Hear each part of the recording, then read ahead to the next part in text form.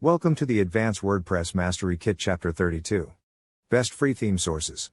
In this video tutorial, we are going to take a look at the best free theme sources, step by step.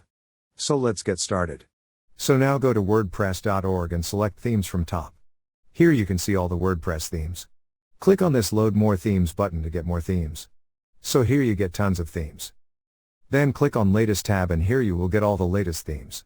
We have 8,302 themes in this category. You can download any one you like from here.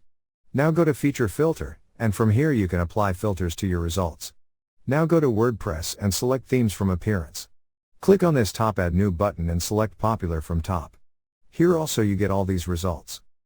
Next go to skatethemes.org and here select Themes from top menu. Here you can select theme category from this drop-down list, select Free. Here you can see all the themes, totally free in different niches. Let's open the one you like. Here you can buy all their themes for $99 and this one is completely free. You can download it from here. Below you have all its details. Again click on Themes on top, and this is how you can find themes for free. Thank you for watching. Please proceed to Chapter 33. How to upload and activate theme. Inside that video, we are going to take a look at how to upload and activate theme, step by step. See you in the next tutorial.